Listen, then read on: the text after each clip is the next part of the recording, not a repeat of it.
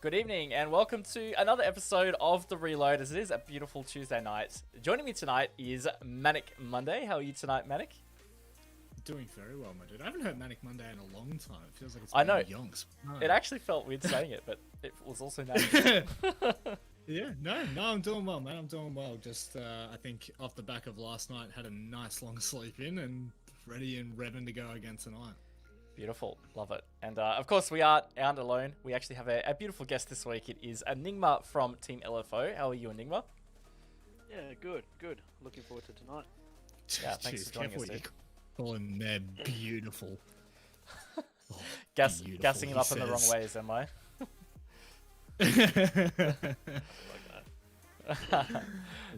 Look, ENIGMA, maybe some people aren't quite familiar with who you are. I can already see some disappointment you're not wearing a suit, but hey, maybe fill in everybody who you are and what you do.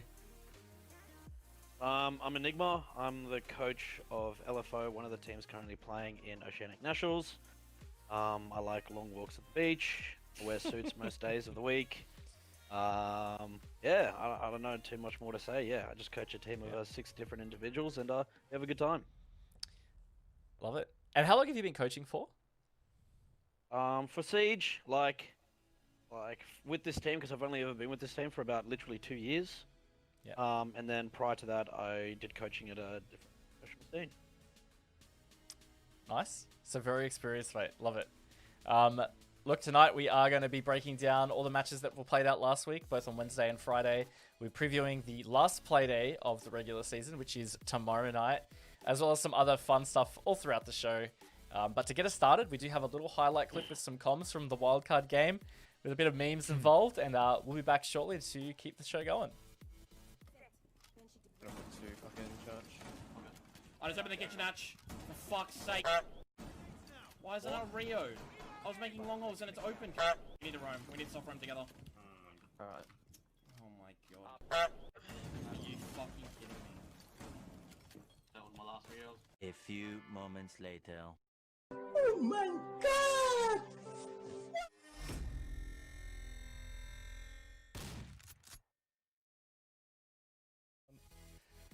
Love it. I love all these comms clips, honestly. I'm so glad that teams have been posting more of them on Twitter. I just find them hilarious, and it's great insight into how these teams work. I mean, ENIGMA, you've probably heard all kinds of cursed things in team comms.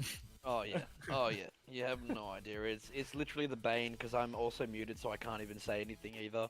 So I just kind of sit there and wallow in, I don't know, my own self. That's self-pity. Self-pity. That's the one. That's it. You poor bloke. You poor bloke. Absolutely so good. Look, we're going to get stuck into Playday 5 very soon. As you can see from the scorelines, though, it wasn't particularly close on most of these matches. And there was a couple of surprises. That Okami match was one of them. Even the Elevate scoreline over Ferox was quite the surprise. I'm sure ENIGMA will say that the Rhythm scoreline is surprised as well, but we'll get into that very shortly. What we'll do first, though, is we have some more highlights for you guys, which is all from the Playdays, all the clipped plays. So we'll play that for you, and we'll be down to break it, back to break it down very shortly.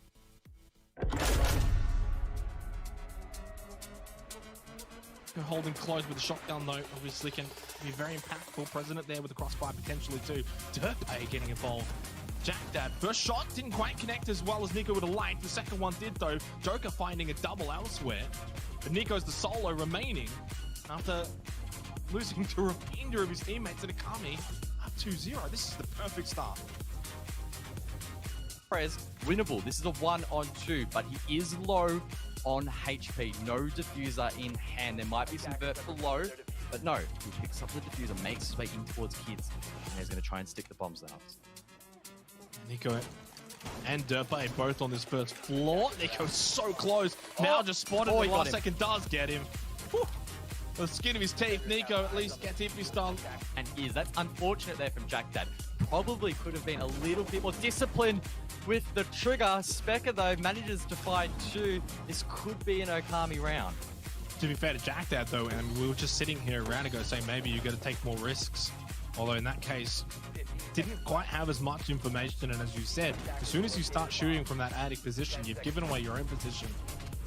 Well, that's going to be, though, a quick little mop-up from Fisher Guy and Derpay. Noble on the board. What feels like it's been a lifetime. Gonna shut down that Banshee. And Shade can now try and stick the plant here with 5 seconds left. Just trying to buy some time as Oda, but out of time. Didge has found 2 with the C4. Todd with the gun. The bullets also do the trick, but what a throw and what a round. Oda and Sushi cannot deal with Vast. They're going to waste so much time. Nice little peek from Vast, and Sushi is eliminated. Oda from below. Then one through the door. Vast gets a second on the Night School into the third, and we'll get that triple kill from Rafters. Vast is insane. 6-0-1, and that's probably the round one. There's the quad. There's the ace from Vast. Flawless. And Elevate have just single-handedly been saved by Vast. Oh my god, Vast. Leb just sitting down the stairs. Mims, though, has just walked in, and I don't think Leb was expecting it, and almost kind of reminiscent of the Ferox attack here on Gym Bedroom. It's literally identical. It's 5-1. They've just slowly walked in, and Rhythm have just capitulated. It's a flawless round, and I feel like I got deja vu from the last match right now. Yeah, and it's difficult for me to say this without sounding fired. I've got the numbers here, but Diffuser went down the floor. They've only got 13 seconds left here. Drex needs to just stay alive. 2 versus 1. 1 is down as well, so it's Sogs in from behind. You're not going to lose this. Yes, you are. LFO loses the round up, being up 3-1. Rhythm. Oh, Drex. Man, what a clutch. That's insane. Try and execute towards the side. A lot of presence on the windows, presence over towards computers in. As Pat gets that first kill, that will probably start to open the floodgates a little bit, and unfortunately for the Knights, that's Haywood down as well, one of their top fraggers.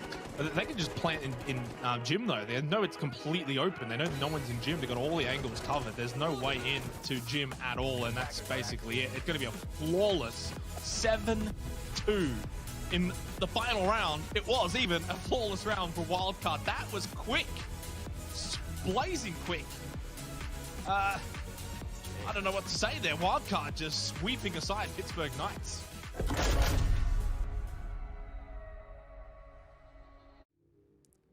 So as you can see, there were some great plays on the Wednesday. One in particular we'll be going into a little bit later, but the quality has been really good on these play days, and even though these scorelines weren't particularly close, we saw some really good matchups. I think it was interesting, the fact that like these matchups, I mean, for the whole season, all of these games have been tight, right? Like every team has genuinely played extremely well, and I think more so than what we expected when we first came into it. And to see this kind of a result from a lot of the games was surprising, to say the very least. You know, I mean, you start with the Noble game, especially for me. That was one where I look at it and I think, like, I know Enigma and I were literally just talking about this, and Enigma, I'm keen to hear your thoughts on it. But that Noble matchup, like, I definitely thought that was going to go a lot closer, and it just didn't at all. There was no chance of it. Yeah, as I was saying to you earlier, I just think that Okami, watching the way that both Noble played up against us, and the fact that the rounds, even with us up against Noble, were actually considerably close. And then I think obviously they had that VOD. Noble don't have that VOD for Okami up against them on Oregon, and I think that Okami, all they literally did was just let them play into, you know, Okami's playstyle, slow the game down, really take it nice and simple, and then that's all they did, because that's what, you know, that's what Noble did to us. We didn't, you know, take care of that fast enough, so they were playing very aggressive, and Derpe, on the back of Derpe, I mean, he was having an insane game. They were just a very aggressive team, and so Okami, they pinpointed that. All they did was literally just hold their angles, take their time nice and easy, even if there was 10 seconds to go before, you know, it's a 7-3-2. Yeah. Look, I was watching this on the Wednesday, and it did feel like that Noble were the team making all the mistakes. And yeah, potentially you're right. That was probably by design by Okami. They were trying not to overextend to the point where they were the ones making the mistakes. It was definitely noticeable, and it felt like to me that it was one of the sloppier Noble games that I've seen play, because they just kept playing into it. So I was quite surprised, but at the end of the day, like 7-3 from Okami was a strong result, and they continued on to glory later in the week. But it was the start of Okami's return to form, I'd say, was this match against Noble. Yeah, for sure. That's definitely. I mean, we'll touch on it a little bit later, but that definitely has been like such a linchpin for Akami on the back end of this season. Now, I think that's kind of set them up to be in a position of power, and it showed again on Playday 6. But I think the Ferox matchup for me, I would go as far to say as that's probably. I mean, obviously the Rhythm LFO game, I definitely had LFO picked, but I think the Ferox performance is more so the shock that was the result for me. Just after how closely the games have been for Ferox, how well they've played all season, and to just be 7-2'd by Elevate on Clubhouse, I don't know. I just don't think it did them justice for what they've put in so far. Yeah, I agree. Oh, sorry. No, you go, mate. You go. I was just simply saying that, in comparison to last season, obviously it's a different season, and when I mean by last season, I mean by 6 Masters, and knowing that, Elevate had continuously been banning this map, in the first time they played this map, they had lost to LFO, our team. So, again, watching the way that Ferox is playing, they're really informed, and so 7-2 isn't like as you said, it's not a close loss. It's really something else. So 5, different rounds of just constant losses. It just really, it surprised us as well too. I was completely bewildered by what was going on. Yeah, me too. I was amazed. I kind of felt like Elevate were going to win the match regardless, but I definitely expected it to be close. I was thinking like this would have been a 7-5 kind of matchup, maybe even an OT. But when it was just that scoreline, I was quite shocked. But to give Elevate credit, I felt like they were playing really well. At the same time, that I just felt like Ferox were making a lot of mistakes and playing just not in the kind of form that we had expected from them. Maybe there was a lot of things at play there. It could be comms issues, just not their night, because sometimes that happens too. But yeah, it was a surprise of a matchup. It did generate probably one of the best plays we've seen for the entire season. Again, we'll probably talk about that a little bit later. That was Vast's ace in Garage, for those that do remember it. But yeah, it was still an entertaining matchup nonetheless. And I think, I wanted to start just like absolutely roasting LFO for a second there, but I don't have it in me. I can't talk that much smack. But I think that for me, like the next matchup, considering Enigma, your team's form coming up the back of 6 Masters, and the fact that we've seen close series so far this season as well, I think that a lot of us would have expected LFO to take this matchup. And I know that yourself and the boys as well. I'm not gonna sit there and just say it was you, but I know that there was a lot of disappointment in that result.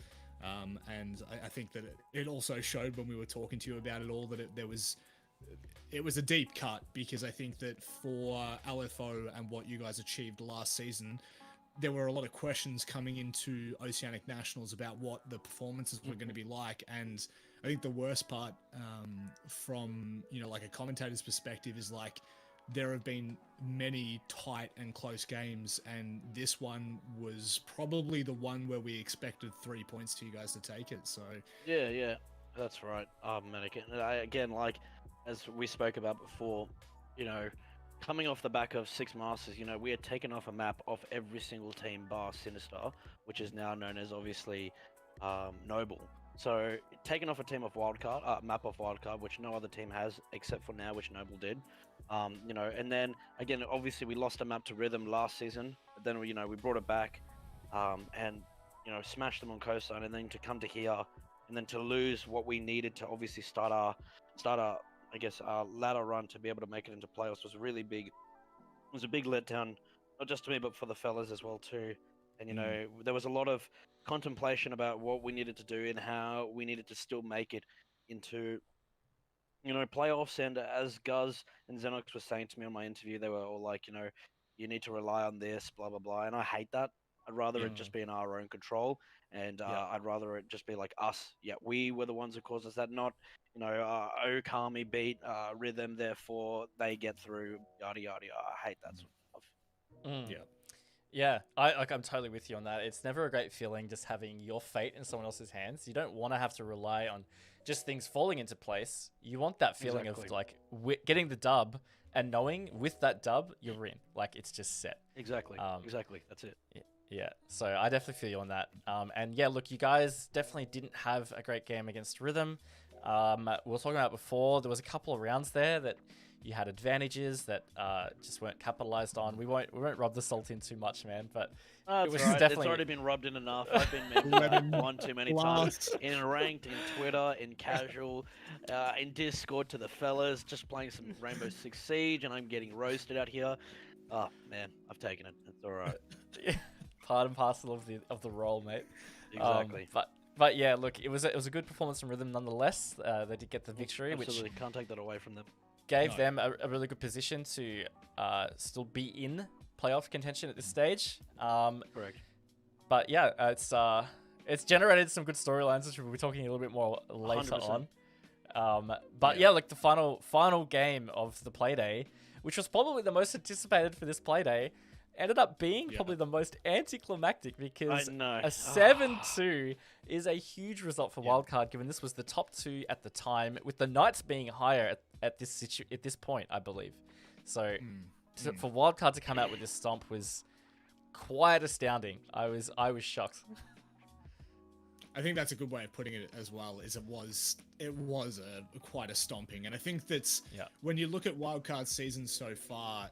And I actually think it was quite similar last season as well. Unfortunately, like I wasn't as involved in Six Masters, so I didn't keep up with how tightly Wildcard were playing. But it feels as though the start of this season was a really rocky kind of performance from them. Like I'm looking back at the Playdays now. You got the first Playday where LFO, Enigma, and Co were very close. On I think it was Cafe. It was on Cafe, yeah. And again, that was a very close game in my opinion. Still. Yeah, and it finished 7-4, so like that goes to show. But then like they lose 8-7 to Noble, and pretty much have to go to overtime on the back of some awkward play against Rhythm. But I think like going deeper than that, like things really turned around after Playday 4, I would say. And it kind of I don't know whether this is Vinny coming into the team and like things are obviously being shaken up after Ethan, who has been such a figurehead for Wildcard. Like potentially that was a big shake-up that needed to kind of settle in. But I really feel like this performance, the 7-2 against Knights, solidified where they were up until Friday, which we'll talk about later. But this performance in particular, like there are statement performances that you need to make, especially as the best team in ANZ, and this is exactly. I think that off obviously coming from us 7-4, then losing to Noble, again I think it was just a settling sort of thing. I think that Vinny is a fantastic player. He's going to be good no matter what team he goes into, but it always happens with every single player, no matter who. I mean, you can be the best player in the world, but you still need to understand still need to get a good feel of that chemistry with your team when it's not in a scrim, when it's actually in an official, when the actual stakes matter, and where you need to learn as a team. And I mean, I think this game up against Knights, it just showed them. It showed everybody that was a statement. This is who Wildcard is. This is where we're getting to. And also, I don't think that anybody should really take a Wildcard onto Clubhouse. I think deep down, I know for a fact that Silex is still a bit sore that he lost to us on Clubhouse. So of course, he's going to be making sure they extra prep on that one and not lose to anybody, of course. Oh, you reckon he's still losing sleep over that one, Enigma? Absolutely. Absolutely. Some of these guys on Twitter, we finally take a map back on LFO on Clubhouse. Get out of here, man. I don't want to hear it. You love it, mate. I love it. I think it's a great point you brought up about Vinny too, and I think some people after his Playday 1 performance just assumed that things were all bright and daisy because Vinny did have a solid Playday 1. But it has been inconsistent for most of the season for Wildcard, and something else that some people maybe don't realize sometimes with new players is they can have it's almost like a mini honeymoon period, right? Where they fit in and things are looking great. Perfect. But then there's some other issues that start to happen and it tanks a little bit, and that can create some of these dips up and down. And maybe that is what has happened to Wildcard. I know there's definitely been a couple of matches where I've just felt like Vinny has been missing a little bit. The Noble one was in particular one, whether that was just the playing the past team jitters, which totally happens. He just didn't have the impact. Another one that comes to mind was even the most recent game on Friday, which we'll talk about.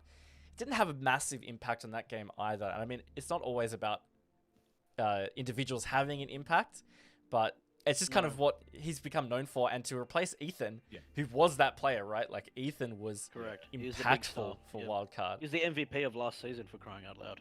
Exactly. He's a big star. Exactly. So, I mean, not to put Vinny up on a pedestal, but I just think that is potentially a source of some of the inconsistencies we see within Wildcard.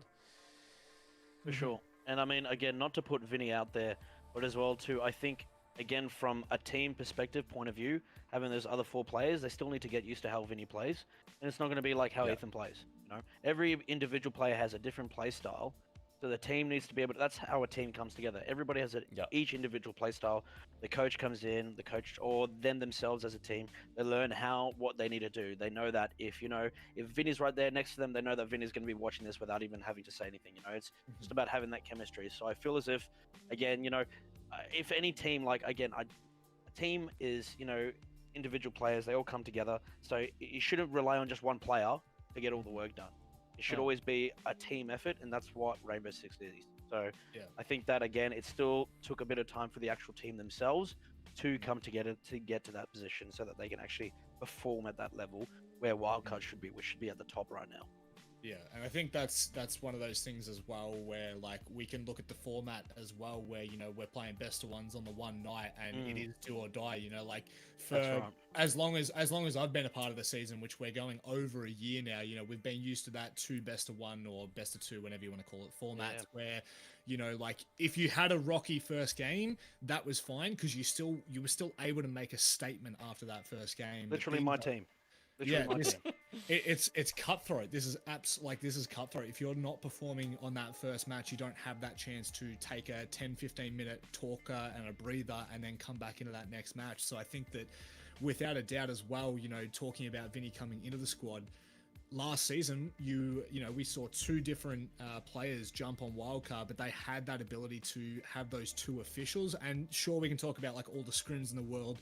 I'm sure every single team is scrimming out of their mind, but like, I mean, you guys can, both of you have been coaches, you can attest to this, but, and please tell me if I'm wrong, but I feel like nothing really solidifies like an official.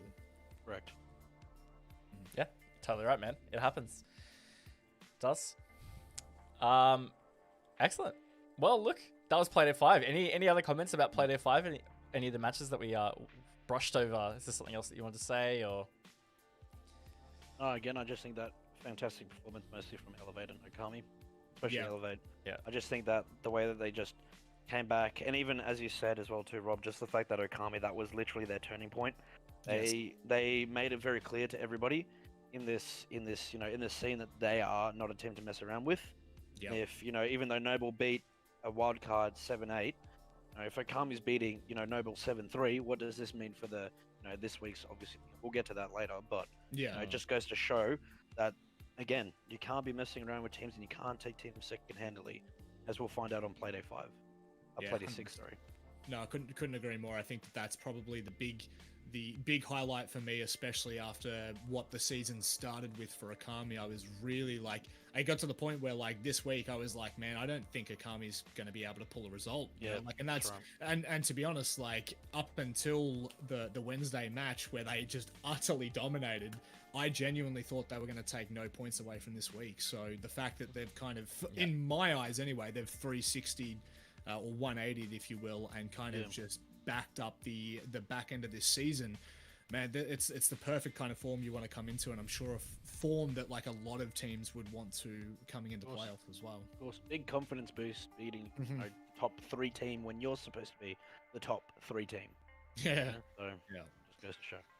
Yeah, it certainly does. 100%. Well, we have a special new segment for the week that nobody has seen on the Reload yet, being in episode 4. Manic, I might let you introduce this one. Oh, look, this one is very dear to my heart, and I think it reflects well on me as a human and me as a player in Rainbow Six. Raven, I shan't give any more intro to it. Please take it away. All right, here we go. It's the potato of the week.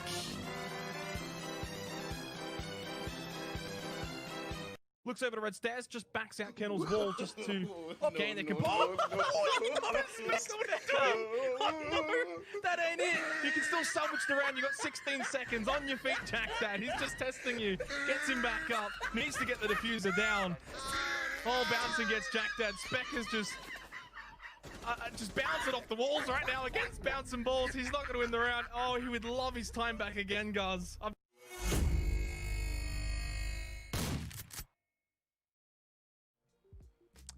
Oh, isn't it just beautiful? I'll tell you what. That's the sort of BM that I give out to people. That's literally BM that I would do, and then I get twid-longered about it. I don't even know why you guys did that. It's just sweet music to my ears. I just love it, and it rings so true that it's Specker as well. Yeah.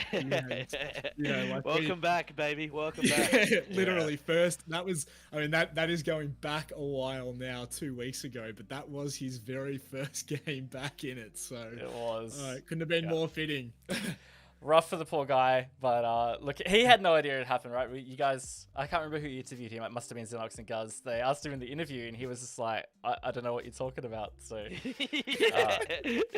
just topping it off, beautiful. But look, everyone should be on notice. Manic Potato of the Week is here to stay. So if we catch it on stream, it's probably going to be here. It's going to get memed on. So watch out. I'm telling you right now, it's going to be nasty next. I can see it right now. His super sub from Playday 6. Tomorrow's going to have the biggest potato. I can see it right now. Well, great segue to Playday 6, because of course I have the results up now for Playday 6, which Manic and I casted, and I'm just going to say it off the bat. This was the most insane, intense, long Playday I've ever casted in Rainbow Six Siege in the last, gosh, I've been casting 1.5 years now, 2 years. Yeah. Oh, it was crazy, Manic. I cannot think of another way to sum it up. It was crazy. There's like...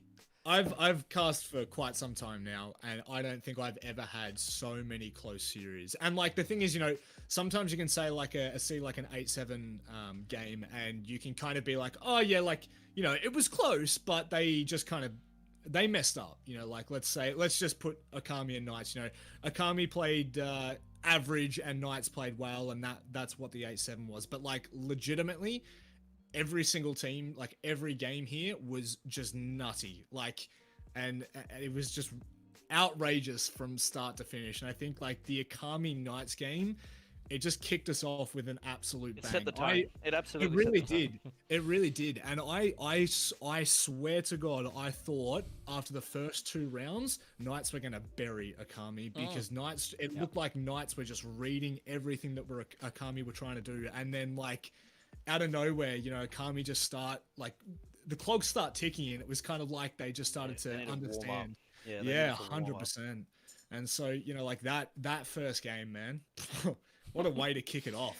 It was nuts. Yeah, it was nuts. Look, I think that first game itself took, because there was a bit of a rehost in there, which was a 10-minute rehost of that, but I think by the time we had finished that first game, it had already been almost an hour and a half or something crazy. And I was like, oh, we're in for a big one, but I did not realize what we would be in for. But yeah, look, Knights Akami, it was a great game. Probably one of my favorite of the 4, but then again, it's hard because the other ones are all bangers. But something that I loved from that Knights Akami game, which was literally round 1, was just what was apparent counter-stratting from the Knights. They had this drone, it was Dino on it in blue in Oregon, watching the setup, and it's like they had seen it in a VOD. If Akami receives no pressure in blue within the first minute, they'll move their setup, they'll move their ADSs, they'll move their shield. And they literally just waited so patiently for that moment, made no sound elsewhere. It was fantastic. And then as soon as they saw it, they just striked, and it was just, I love it. I love that kind of play. And that is the sort of stuff that you want from your coaches and your support staff, though. And even, I'm sure maybe even the players picked it up, That sort of stuff right there is unreal. And I remember watching that, and it looked like a game of chess sort of thing, Yeah. And watching them collapse on them like that, I was like, okay, that's it for Okami. Like, I didn't know why they took Knights on there in the first place, of course. But then seeing that after, I was like, holy crap. That's, wow. That's something else.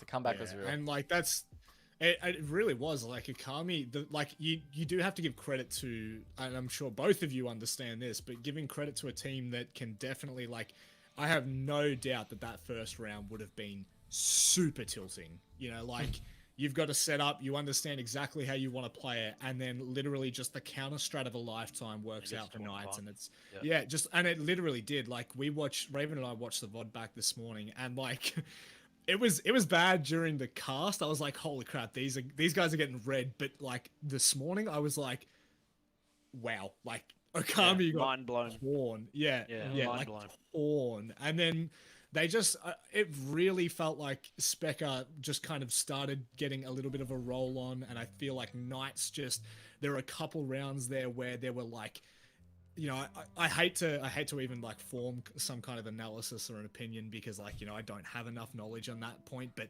there were a couple of rounds there where Knights, had they have had like the kill, I think it was Haywood catching Specker off, and like there were just little parts for Knights that just kind of just slowly chipped away at their armor, and it just, you know, Akami just went full blown balls to the wall in this one. Yeah, and like you said, one of the big things was the getting tilted off the very first round, which is why I personally think that Okami lost the second round. Mm-hmm. You know, but they needed that kind of like mental reset after that happened to see exactly how much they really had voted them. You know what I mean? How close was the second round in comparison to the first round? The first round was a complete blowout. But then the second round kind of slowed it down, and then Okami made their adjustments, and that's what makes them a good team. The fact that they started making micro adjustments, they realized, okay, we may have been voted. I don't know. I obviously haven't spoken to them about this, but you know, we may have been voted. We need to change things up, and I think that's what happened. On the other hand, from Knights, where they were kind of, I'm not going to say I don't know, as I said, but I think they were expecting Okami to just continue to play the way that they were playing based upon the VOD. And then when things like that change, and you've done so much preparation, that's the only thing you know. So then you kind of just, you know, it's a mind game back and forth. Yeah. There's a couple of things I wouldn't say I learnt about Okami, but something that definitely came back for Okami, which has generally been their thing, is that when they find a bit of form and are kind of on top of things, they are a very fluid team, and that can be really difficult to deal with. And when they're on, they're just, a lot of them are sharp. Like if Ipistar's on, Specker's on, even Cutie these days. Cutie has been, I say it quite often these days, but He's I probably think the most Cutie, consistent player.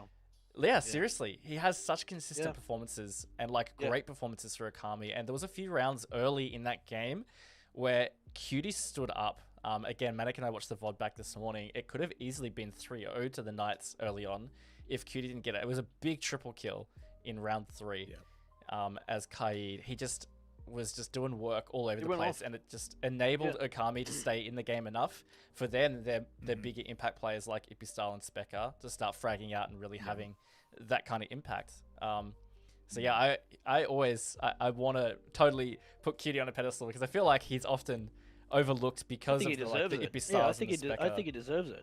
Yeah, totally. For sure. 100%.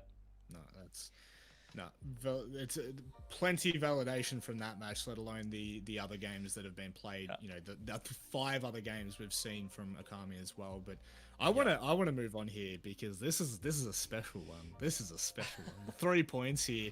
This was do or die. You know, like for you boys, like this was really.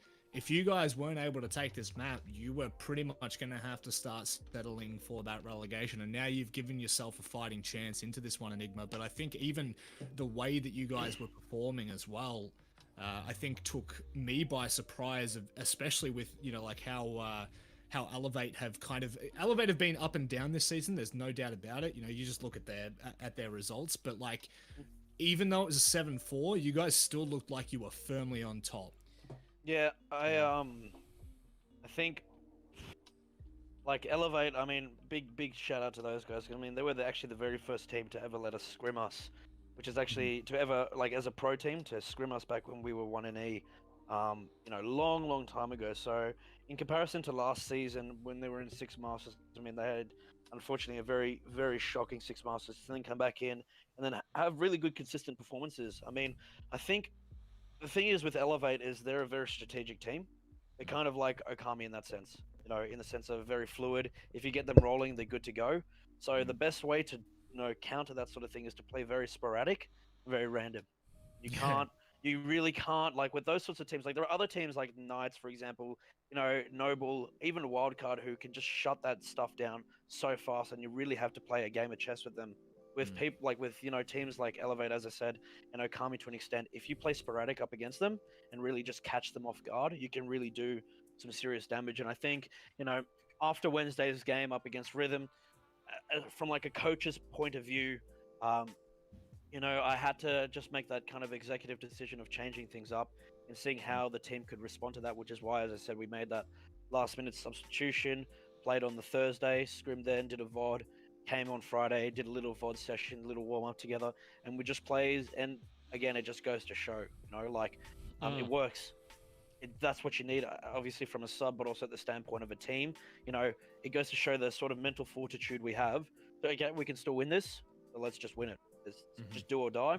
That's it. It was still do or die on Wednesday up against Rhythm. We decided not to do the do. But on this one, on the other hand, we just took it to them and just, gave it our all and got the 7-4. Which is nice. Yeah. Look, you guys played very different Siege to what we'd seen from you all season, and like you said, I think that's what worked. On top of that, Nasty in particular, the player that you subbed in, he had a really good game. Honestly, he was probably my MVP for you guys. Yeah, 100%.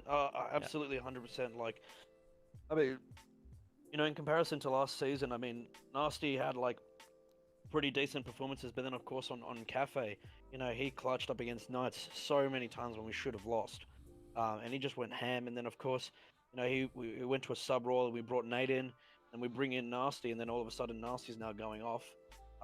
He had a fantastic performance, and again, as I keep reiterating, that's just what you need from your sub. Like, when you sub somebody in, you need to be able to rely on them just as much as you rely on your best player in your team, to be able to just pop off. And he went absolutely ham, and it was just good to hear. Like, again, I couldn't say anything, obviously, because my mic's muted, but I'm doing a little dance, listening to him literally pop off in the background, and just thinking, made the right play right there. And it's always good to be able to, like, put your trust into your team, just like the team puts a trust into you, into making kind of those sorts of calls. And then here we are, as I said. I mean, fantastic. It was awesome. And hopefully, I've got a question for you, because like you guys played extremely aggressive. Like, you were taking that fight to Elevate. How much did you guys prior to that match kind of just say to Nasty, like, the leash is off, like, go be a mongrel? I actually told him no. What I actually said to him, I took him in a chat privately when the boys were jumping over to like the like ESL disc, whatever we want to call it. I just told him, I was like, look, man, you don't need to be a hero. You just need to play your game. Like, there's no pressure about winning or losing here, because there isn't. Like, there's no reason to pressure a player into winning or losing, because they already lose that kind of like that trust in you if you're just telling them that they need to win, or else this is going to happen. No, I just told him, take it easy, take it round by round, play your game. That's just how he plays, and that's what the team needed as well too. And that over aggressiveness overall just took Elevate completely by surprise, which was a great thing. And obviously the mix of compositions and everything like that too, it was good. Yeah, look, it was good for you guys, that's for sure. I was expecting a little bit more out of Elevate at the time, but I think that just goes down to, again, just the way that you guys ended up playing it just caught them off guard. And with this format, it does mean that you have to be able to adapt to something ASAP. Right. If you don't, the map will fly by and it's done. Literally. Yeah. That's right. And I mean, exactly like you said, like, it took him shock. I think for me, it was just, like, I love Didge to bits, but it was just quite funny looking at his interview and listening to him. He was just kind of shocked on his face. He just kind of sat there, and you're like, what happened? He was like, kind of just, don't know. Like, just not great.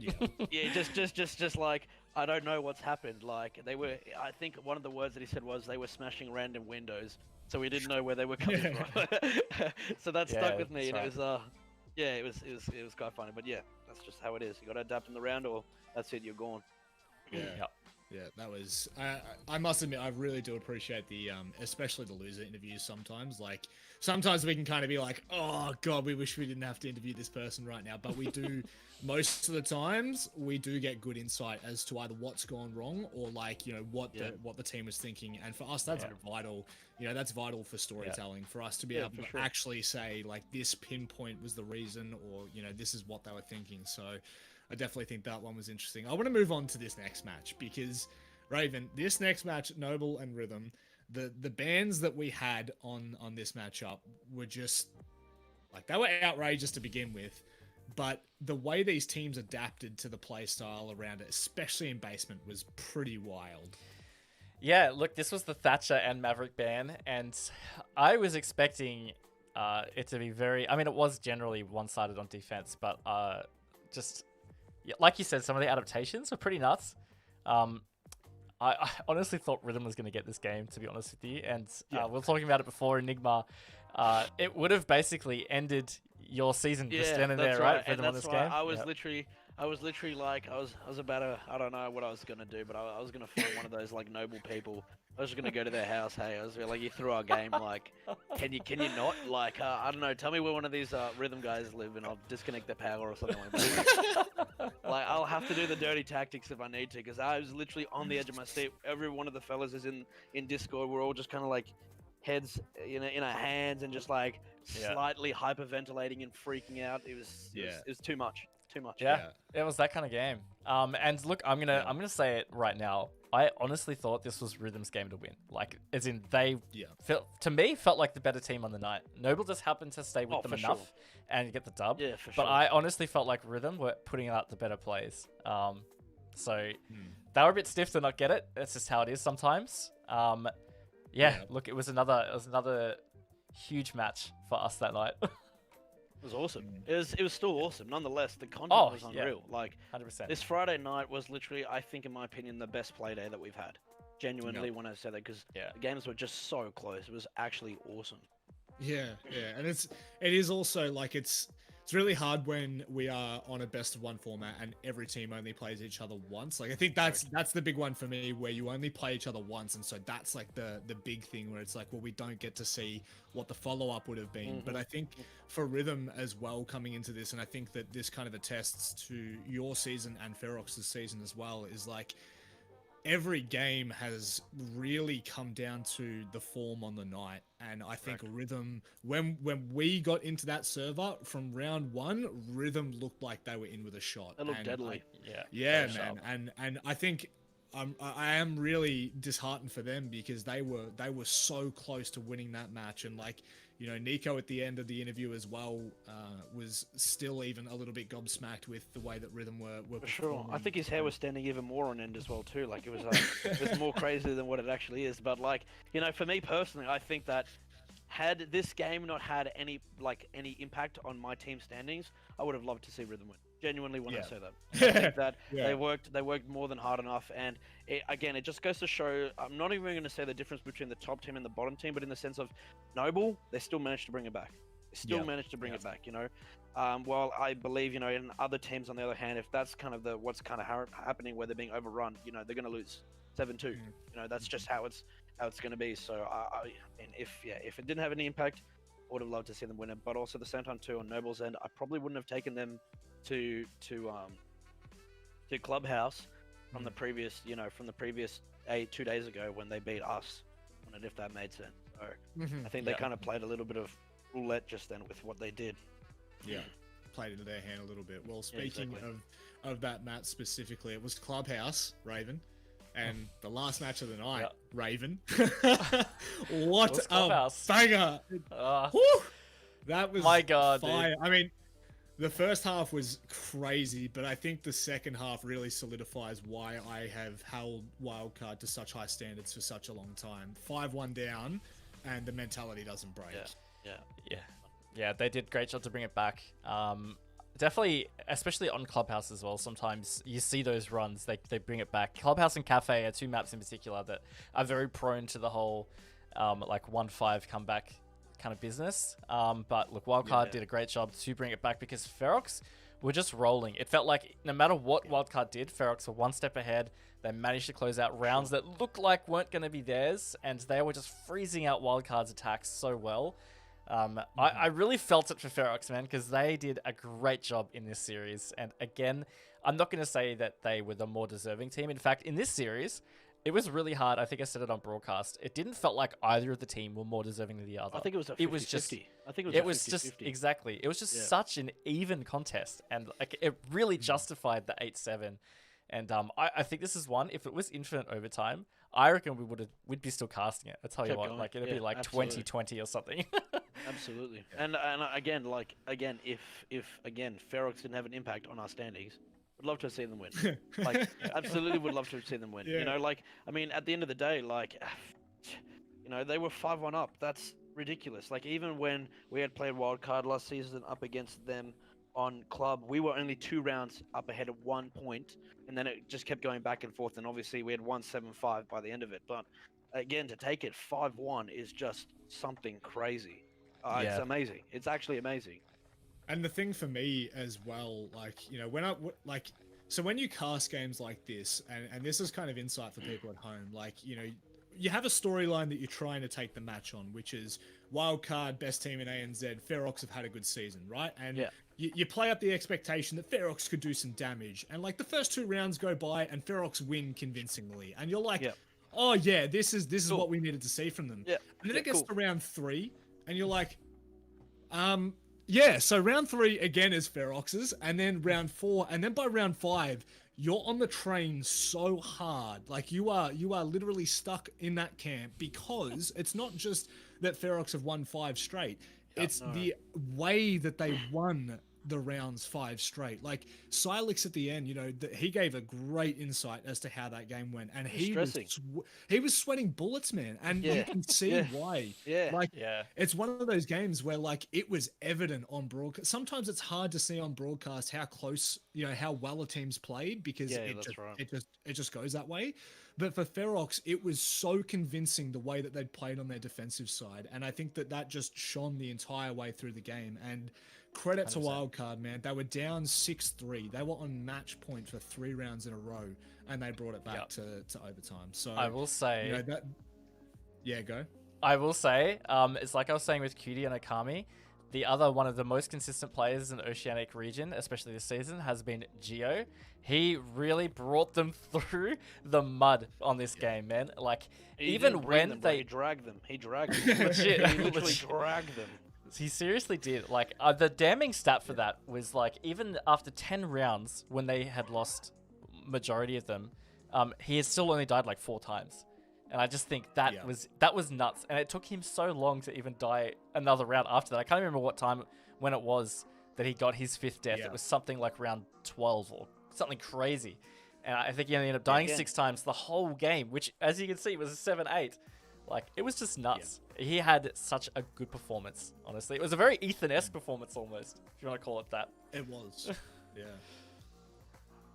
Yeah, I mean, like, again, like, it's just an incredible thing. And as you were saying as well too, Manic, just with the whole thing of, they got 2 rounds, blah, blah, blah. Okay, wildcard will take this back, you know, and then 3, 4, and then you're like, wait a second, what the hell is going on here? And you look at the way that wildcard is playing, and just like you were saying, Raven, like, they were being shut out, like, properly shut out. There was nothing they could do to really try and, you know, mend the situation. And again, credit to where credit's due. Again, bouncing back on a match point, like, that's enough pressure. When your team's been put on match point, that is pressure. I know it. My team's been put on match point like too many times this season. Okay, so like when like you're on match point, like you're trying to figure out what the hell you're going to do to fix this. You can't listen to the coach. You can't listen to the analyst. You as a team need to listen to the RGO and each other and try to figure out exactly what needs to be fixed. And they did it, and they won it. And again, it just goes to show the sort of professional level that these guys are at. It's exactly why they're the #1 team in the region currently. It's just the way it is. Yeah, I think that's a great way of topping off that match specifically. And, you know, you do have to give credit where credit is due for Ferox, and I'm sure they've gone back and watched that VOD, and I have no doubt that they will be disappointed with their attacking side. Yeah, for sure. But the fact of the matter is, Wildcard have always been a great defensive side. You know, like, we've always seen that from them. They've always been utterly dominant, and this isn't like the first time that we've seen them come back from ridiculous odds. So I think it is just one of those things where Wildcard, we expect a lot of them.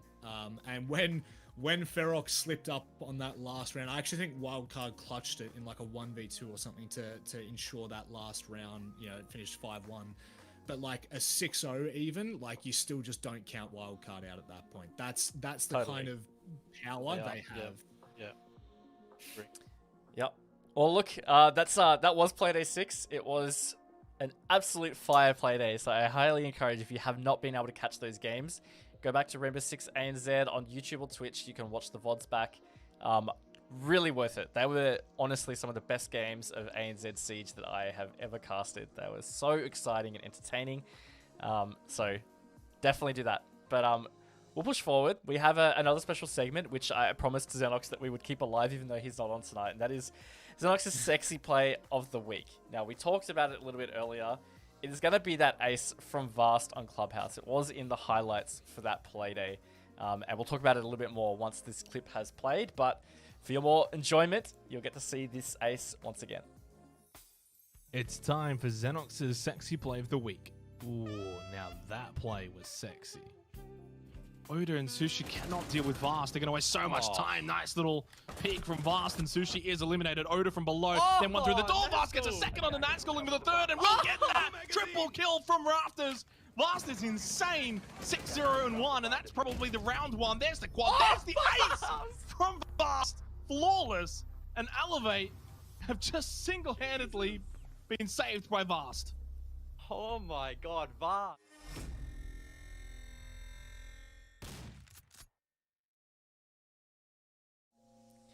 So, look, that ace will probably, I think, end up being one of the plays of this season, if not the play of the season, because that is it can be a tricky position to take a single gunfight from, let alone he took all 5 players from multiple angles. Look, I was amazed. And he was 1 HP for, like, that entire engagement. After the first kill, he was on 1 HP. And again, just looking at it, like, as he was saying, Raven, like, holding Garage has got to be one of the most, like, crappiest places to be when you're playing in CCTV and cash. And, you know, every single team has tried to figure out a strat to try and hold Garage better, but it's literally just a weak point in anybody's defense. So to have literally 5 people on you, and I'm not going to say he didn't have support from his team, because he obviously did, but at the end of the day, he was the one who took every single gunfight to them. It's just unreal. And it just goes to show again, like, from Vast, he's always been a consistent player for Elevate, and it's just good to see. What you want. That's exactly right. When Vast is up and running, he's a very consistent player and can have quite a big impact. Yeah. It was a great play. I absolutely love it. There is also a solid comms clip of that, which I haven't played on the show before, but if you are interested in hearing the comms during that ace, you can go onto Cynic's Twitter, I believe, and have a sus, because there are some good comms in that. Digital in particular, you hear the most. He's a great communicator. Of course you hear Digital the most, mate. He's a loud boy. If anybody knows Dig, he's a loud boy. 100% he is. Yeah. Awesome. Well, look, we will get into breaking down some plays now. Some of your plays in particular, Enigma, or your team's plays that we will go over. So I will just bring up this this website that we will use. It's deciding to not work for me though, which is really awesome. Hang on a second. Oh, no. Fantastic. And you're the only person that needs to see it. I fixed it. It's fine. Oh my god. All right. Cool. So you have control of this, Enigma. So whenever you're ready, So talk us if I through. click play, it's playing. is that Perfect. how's that going? Yeah, it's I'll, playing. yeah, Yeah, I'll turn us down as well so that people don't get too freaked out. So yeah, feel free. Tell us about the rounds. Like, how come you chose this round? And feel free to pause and draw whenever you're ready. To give a like a backstory of it all, like we were just switching around like attacking operators for the whole like attacking half. Like as you know, Dig was saying, like they were completely just didn't know what the hell was going on with the way that we were attacking, and so I specifically chose this one. Yeah, we'll see in a second what happens. But this is obviously the second time we're pushing Cocktail, just to show, I guess, yeah, how my team is obviously preparing in regards to these guys, what exactly happens in the end, you know, I think we won this one, yeah, we did, we won this one, you know, how we won this one, and why we did as well too. Okay, so at this current stage, I mean, you know, you boys are always plugging away that Mims is going to be the carry for our team, but my god, I'm still waiting for him to show up. So hopefully Wednesday he actually does something for my team. That'd be quite nice. Because I might have to give him the boot after this. Get cold out. Man, I'm a heartless killer. That's just the way it be. But so as I was saying, you know, like bringing in like an operator such as Amaru is you don't really hear that too much. You know? Amaru is, yeah, you barely ever see her. She's literally like pretty much an insta death most of the time. Yeah. But when you play Amaru properly, and we nearly did here. We were just, I can explain the comms, you know, as we push through. But essentially, the idea behind this was, you know, Sogs was going to push Coke. Mims was going to be playing underneath to try and flush out Coke 1, which is the closest one to, obviously, Heaven. That's what we call ourselves, or that balcony, that new one. And so Mims going underneath into reading was supposed to, you know, open up all that vert to be able to just put pressure so that Sogs could literally just Amaru in and come in. So currently you see Nate right now just flushing away all the utility on this side. So we'll quickly see what happens. There's the first line. Just droning side, we're just trying to understand exactly where the players are, of course. So we identify that both God's Legion and Did, so the Go and the Jaeger, are both playing on Coke, with Hotshot close. And then obviously Vast is playing towards that the piano side. So we decided to go from an east to a west instead of a west to an east because we did west to an east last time. So we just wanted to change it up and see exactly what we could do. So you see how we start rotating around already. Yep. And it just puts them off guard. And this is what they were talking about. They had really no idea where we were pushing from. So we'll see in a second. Worthy's downstairs. So one of the big things that my team has also been focusing on is drone economy, which we've had real big issues in the past with. So flushing out Worthy was probably one of the biggest ones. Bit of a potato there, but Sogs took care of him. The 4v5 at 1 minute 30. That's pretty good. It's kind of where you want to be getting your first kind of entry pick at this stage. Yeah. So we'll see what happens. So Sogs, as you can see, went from east, went from west, back over to the top of the roof now. Don't know what this Amara is doing, but she's entering. That's what she's doing. So we'll shortly see what happens here. So this was a bit of a breakdown in communications because we knew that that Vast was playing there. We had issues with actually flushing him out correctly, and as you can see, Mims is trying to contest that vert onto Coke 1, but it's kind of just, it's not really happening. And as you can see right there, Narcy's holding that angle onto Vast. So we keep consistently calling out that Vast is playing there, but nobody's really actioning upon that. And all we needed to do was really just flush him out of that corner. So we'll see what happens here. Mims loses to vert. God's doing just God's work, I suppose, is the way you can call it. And then see what happens here, where we double drop, and just again, like this is a good example of just lack of communications. You know, the simple excluded there was literally just to push Vast out and push him out of that position. He was isolated. Right. You know, we had known that both Didge and both Gods were playing towards that side, and as you can see, we lose. There's a good breakdown for it. I mean, they were kind of catching on to the way that we were playing, going back and forth. Yeah. But again, it was more the fact that, you know, we had the opportunity, we had the pick, and rather than just, you know, listening to each other, we started to, you know, just not do that, and that's what happened. Yeah. So very much a comms breakdown. You're saying is the issue absolutely. for that round. Yeah. Absolutely. Yeah. Nice. But it goes to show, you know, like you and one of the other previous rounds on Cocktail, we completely flushed them out, and it was great. Yep. With the Ying, and so we decided to change it up, and that's what happens when you change it up. Beautiful. Yeah, it's one of those things for me, especially like, you know, I don't have the knowledge that Raven or yourself have in terms of like the in-depth strategies, you know, the micros, if you will, of the team running. So like things like team comms for me, I love seeing them on Twitter. Like anytime anyone posts like what has happened in a round and you can hear the comms, for me that is absolute gold, because like you can always speculate as to what a team was thinking or what a team was doing, but like to actually hear what the comms were, it just gives another level of like insight that you can't get. You just can't understand what's actually going on. Oh, and I agree. Like, I've always said this to my team, and you can ask any one of them. I literally harp on about this the most, is communication. This is literally the key to this game. Like, you can literally be the best 100%. players in the region, and if you do not have communication with each other, you will lose to a team which is not even half as good as you, but they are all working effectively as a team. You can't just rely on mechanical skill alone. This game literally relies so much on comms, which is why if you ask anybody in my team, they literally say, yeah, I'm always talking about what utility they're using, how many drones are down, you know, who you've killed, what's the positioning, you know, where you believe they're pushing from, you know, every single bit like that. It's important, and it you know, comes into the bigger picture. Those are the macros, like you were saying, Manic, and they're, in my opinion, actually more important than the macros. You know? A strat can be structured, but at the end of the day, it's what happens, that nitty gritty in the middle, which is what defines the game. Absolutely. 100%.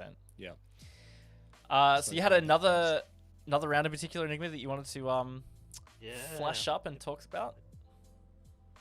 Oh Jesus, not that. Oh, wow. What a Not that round. coincidence. What? Not that round. All right, let's go back a little bit. So this one here. So okay, so context of this round. Okay, obviously we had a rehost. They had 1-1, then we won 1 back, and that was obviously each point. Okay, now what you notice with a lot of teams, what they like to do is they like to invest a lot of utility upstairs, which could be mutes or mozzies and things which just deny that intel without actually even playing up there. Okay, and some other teams, you know, actually play up there with that intel. So, beg your pardon. So one of the rounds that, for example, Elevate had, they had nobody sitting up top, and nobody on middle floor, and obviously they were all playing bottom floor. And about 2 minutes 20, like about 40 seconds into the round, we had full upstairs control. Okay, so with a team like, as we we're saying, like with a team like Elevate, you need to be able to be playing sporadically. You can't fall into that trap. If you give them that map control, they will literally just take you apart. Like, again, you've got, you know, one of the best shots in the region being God. Like, he is insane. Like, you can't give him the space. If you let them just, you know, push willy-nilly however they want, then you're going to have that issue where you're just going to be taken apart. Okay? So we go for a very unorthodox approach. Like, there's a Kavera in here, for crying out loud. There's a dock downstairs, which, you know, you don't see too many teams running that sort of stuff. Like, you know, you can expect the Kaid, you can expect the Jaeger, you can even expect a Legion, right? But most of the time, the standard sort of thing is, you know, a Jaeger, a Kaid for downstairs. You could be running a Smoke, you could be running a Mute, or you could be running a Maestro. It depends, you know. But this sort of composition, this is very, you know, more so aggressive, as we were saying. This is a very, very strong adaptation to try and really just take it to them. So we'll watch what happens with Nate, because Nate plays this incredibly well. Unfortunately, Hills does not. Listen. So we'll see what happens up here. So Nate, as he was saying, and I can remember most of the comms, that's what's happening here. So Nate comes up to say, okay, I'm going to literally waste time, because what we've identified with their droning is they send an initial drone in, they lose that drone, then they send other drones in with people in. Right. And so that to me, that to us, or at least to me, you know, you can start chipping away at their utility without costing anything for yourself. Okay. So right here, you can see they're going for a standard top down, just like most teams would. Okay, most of they don't even have any pre-place in the actual building.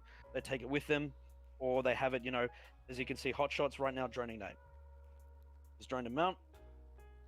Nate's rotating away. He's like, in this point, Nate was like, I'm freaking out, and I need help. And that's unfortunately where Hills went up. How do we go back? Right. Go back.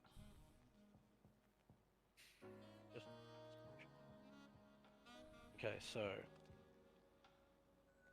yeah, we don't see where Hills dies from, but essentially Hills goes up wide stairs to try and support Nate.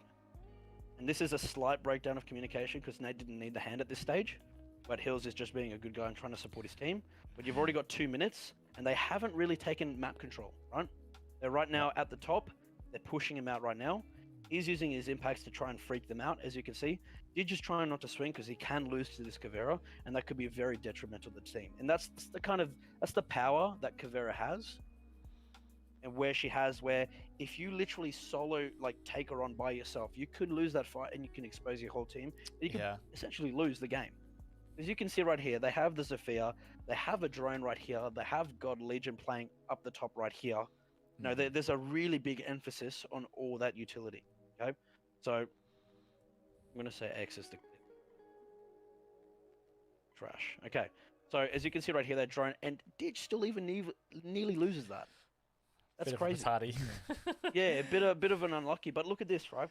1 minute 35, and now they've taken it. I mean, it's a good trade, to be fair, where they've gotten, you know, 2 solid picks on, you know, Hills, who's arguably the best player in as far as mechanically goes in our team, and Nate, who's a very strong player as well too. But on the other hand, they have Didge, who's only got 1 life left. 5 health or 1 health left. You've got Gods down at about 35. You know, this is now, they have to do all that extra effort to take care of Vert, take care of everything. Are we going to flank them? They don't have any flank, well, they have the Nomad, sorry, but are we going to, you know, push up with them? What are we going to do here? So as you can see right here, now they're taking Vert at, you know, a minute, and that's a very short amount of time when it comes to Siege. So here we are.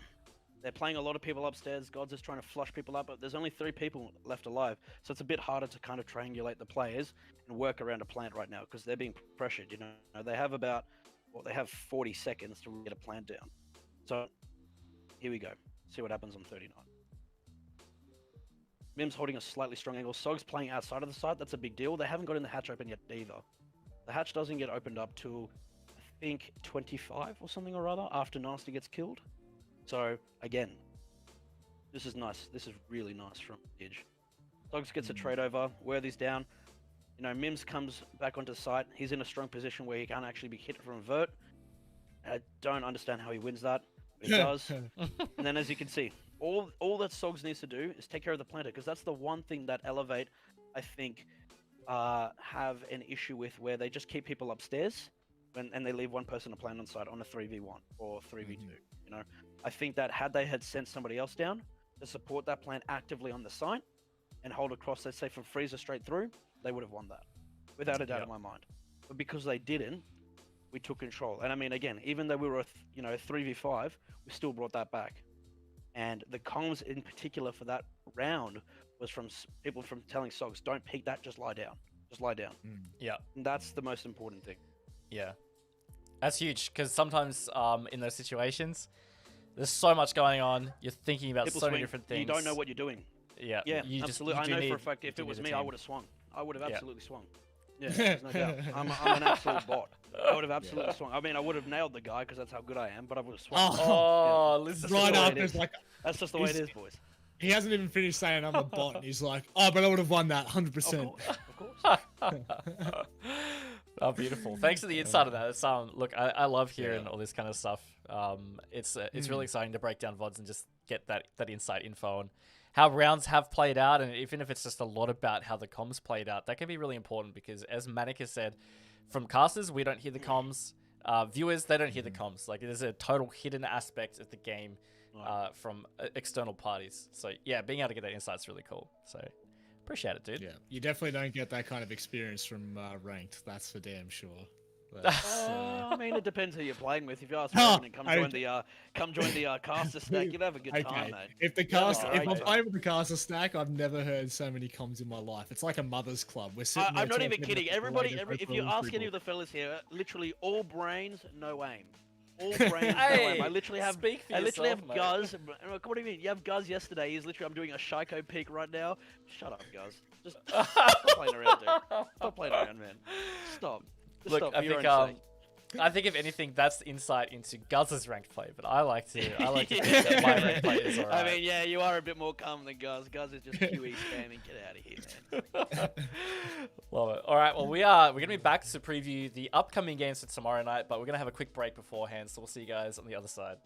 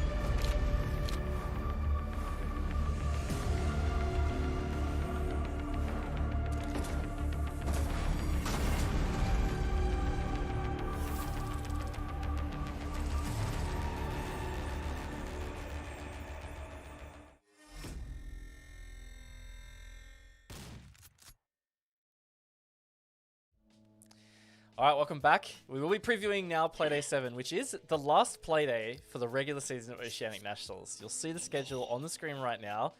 There are some big storylines in this. I'd say the biggest is probably at the end, which Enigma is probably already sweating for, but we'll save that for the end here. Let's we'll work through it. Wildcard Okami. Now, this is actually very exciting because this is a top of the table match again, of course, because it involves wildcard. But because of Okami's victories last week in particular, they are now contending for a top 2 spot. So if Okami gets this top win, 1, I believe. Yeah, They might actually. Yeah, I think you're right. They might even Yeah, be able to number place one. first. If it- So yeah, Yeah. yeah. If Akami beat them, they finish number top one. seed, which Yeah, is exactly. outrageous. seriously, it is because Yeah. honestly, after the first week and a half, I was seriously concerned about Okami.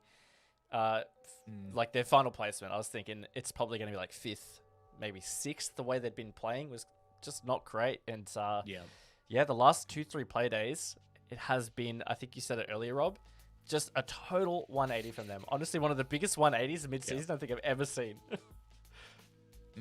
Yeah, and I think a lot of teams would be praying for that kind of performance. I think that on the flip side of things, Noble have taken a downward trend since the mid part of the season. So I think, for Akami to have come back in the fashion they have as well, I think that they've done phenomenally well. And it has been a credit to what they've been able to do. You look back at the teams that they have really just played. And it's Noble and it's Knights.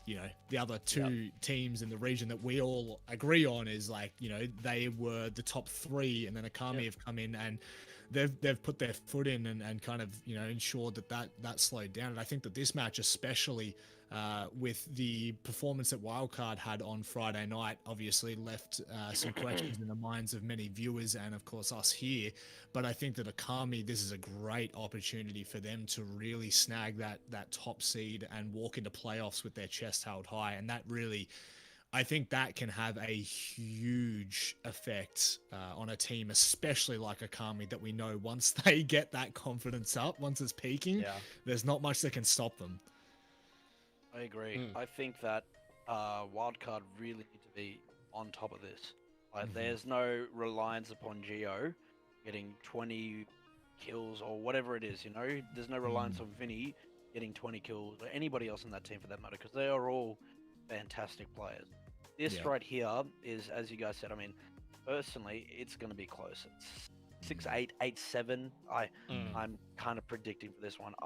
And to be honest with you, I can't even say 100% it's going to be Wildcard. I genuinely can't. I will refuse. I think that personally, if Wildcard, as we were saying, don't start off strong, and Okami already starts strong and then continue to build up the pace, it could really be, it's going to be crazy. It'll be a detrimental thing, Yeah.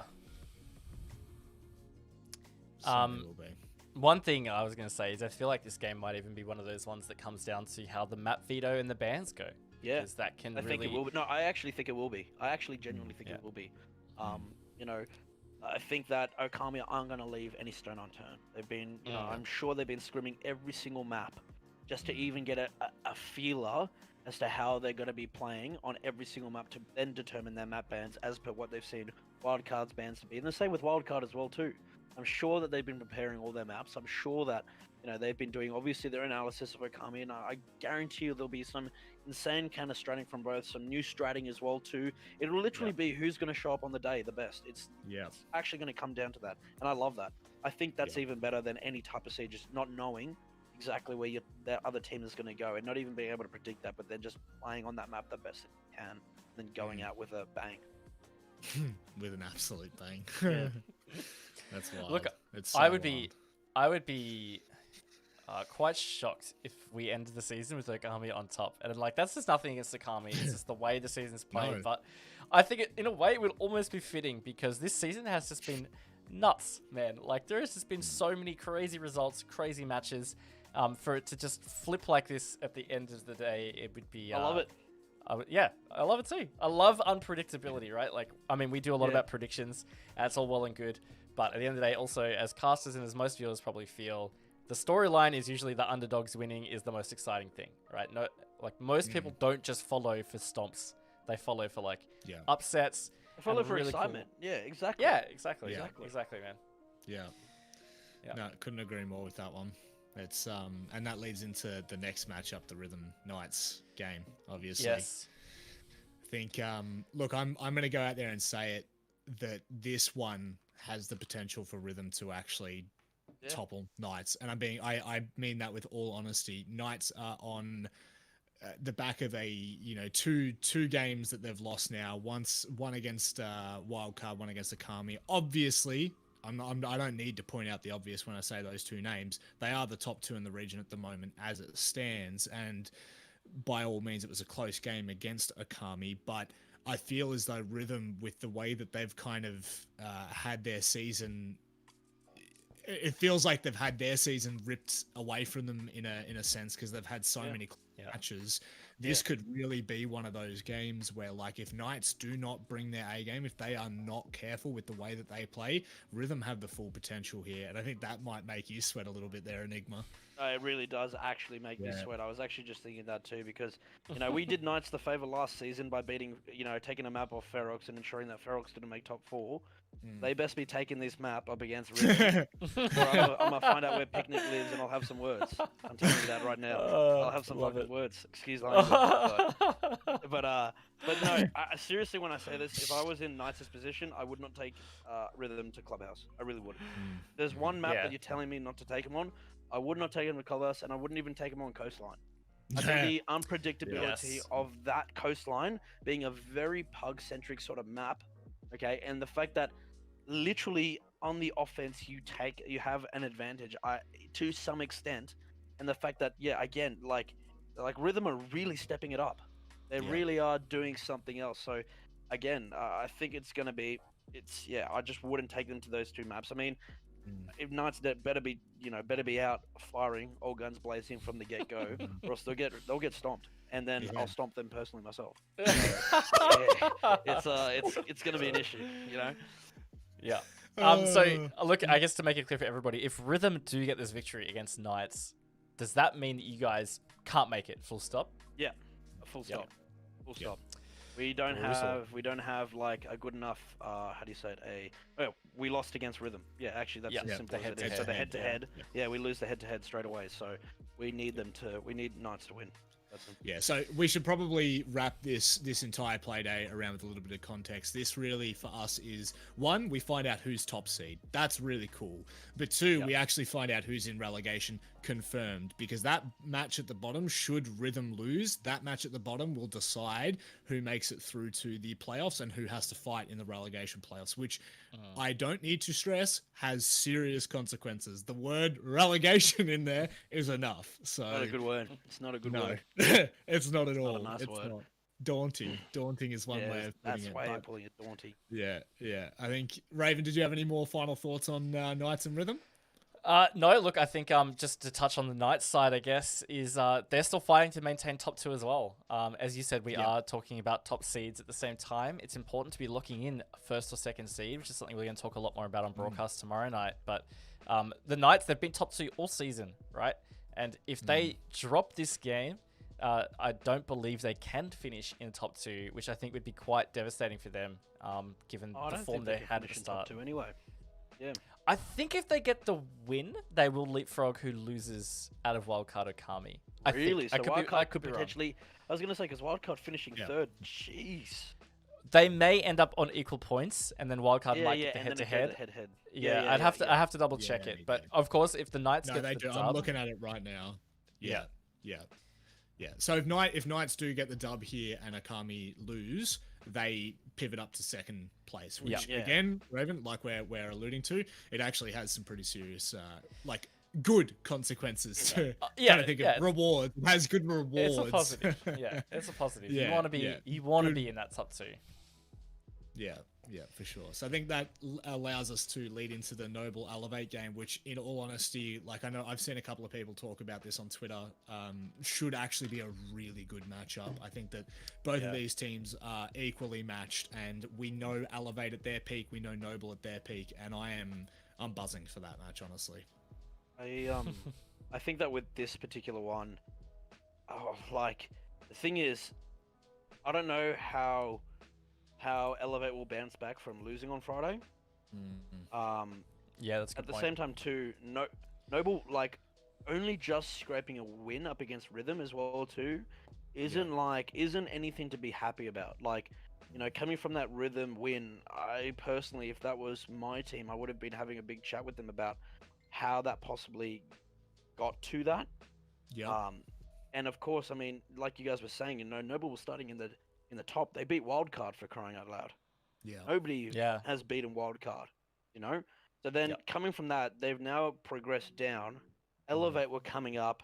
Then they lost to us, which I guess you can consider is a downgrade, I suppose, nonetheless. But then, who bounces back from this? Who bounces back? Because they both are in, Yeah. nonetheless. But it goes down to the seeding. Mm. Yeah. Yep. That's And I exactly mean, it. you definitely don't want to be staring down the barrel at wild card in the last Absolutely coming into not. the last played out. But I do think that it is something to note very quickly before we get Raven's thoughts on this, that Noble have in the past 2 matches prior to their performance on Friday night, they lost against Akami 7-3 on Wednesday, and the Friday night prior, they lost 7-3 to the Pittsburgh Knights. Again, so that's both, detrimental. yeah. When we were all sitting here talking about Noble Knights, Wildcard, Akami, those are the top 4. Yeah. Noble was very much in that talk of the Exactly. top 2, and ever since they've really dropped down the ladder. I'm not even speaking about the actual standings, but they've actually. No, but it's just the way it is. Like, Yeah. again, Yeah. I continue to say this. Like, it's half the game is a mental thing. Yeah. I guarantee you Yeah. that if my team had not have the mental strength to push through on Friday, we would not have won. We probably would have been smashed 7-1, considering our track record on the map, losing both games up against Wildcard and Pittsburgh on that map. So it's a mental thing. It's always going to be a mental thing. So what do you think, Raven?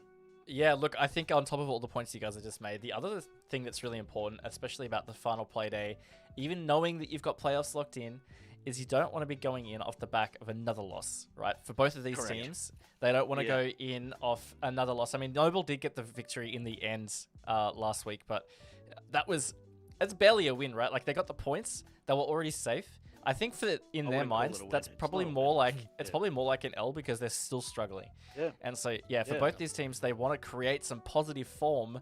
So when they get into playoffs, it's like, all right, well, They have something to we're back on a with. roll right now. Yeah, let's go. But if they get another loss, that just adds to, I guess, an essence of doubt, or just it can create some I think it does. like a confidence. It creates absolutely. unnecessary tension and just again internal issues. Well, what's going on? Okay, Yeah. well, what can we do to remedy this? And then start second guessing yourself. Was it me? Was it the way I played? Was it the strat? Was Yep. it the way the team plays? Well, what's going on? And then before you know it, you get in each other's heads. Yeah. Thing. 100%, man. And look, I think both of these teams do still have a chance to finish third, depending on some of the other results, I believe, because Elevate do have the head-to-head against Okami. Is that right? Yes, they do. They Yep, they smashed do. Okami. Yeah. Yes, that's right. It was a smashing. So Yeah. look, if Elevate do get this victory against Noble and Okami lose against Wildcard, I think that puts Wildcard and Fourth, Knights in first yeah. and second, and then Elevate will Yeah. be in third or something like that. So It's crazy. Um, It's crazy. yeah. So Wow. given that they have had a wishy-washy season, if they get this victory and they end up in third, they're gonna be happy with that. Like, that's actually a really good result given like the Yeah. things that have happened. So yeah, I think this is crazy. definitely a big game or a big matchup between those two. No, without a doubt. That's a really good point, Raven, actually, now that we're looking back at the season and having a look at the standings. I think that leads even better. That is the perfect segue. Looking at standings, look at previous matches. Enigma. Whoa, talk about backs up against the wall, my friend. Yeah, I mean, to be fair though, Rhythm, us, and Ferox all have our backs up against the wall. Oh yeah, Yep. Rhythm need to 100%. win. If Rhythm lose, that's it. They're in true. relegation already. That's it. They're done. Yep. So Yep. Ferox, if they lose, they're in relegation. If we lose, we're in relegation. Yeah. Like Yep. it Yep. is literally that black and white. And yeah, like bloody hell, we've been literally, working hard over the past couple of days since Friday to get ourselves into the position that we are right now. And I mean, Ferox are a good team. With the addition of Oda and Nazgul, Oda's been popping off quite well. Yeah. It's crazy, and we talk about storylines. It's actually even better in the sense that even prior to us making it into the Div 1 scene of both Masters and OCN, prior to that when we were in LPL Pro, we were playing up against Ferox. There's always this there is always this rivalry. There's always been this rivalry between us, And so, talking about storylines like that, at the end of the day, you know, there was Oda back in that team as well too. There was a couple of others which aren't there now, but the essence is still the same. It's still the same organization, still the same team, you know. So it's going to be a very fiery one. And I mean, if you ask me who's going to win, well, you know who I think is going to win. Okay, but if you're going to ask me, is it going to be a smashing?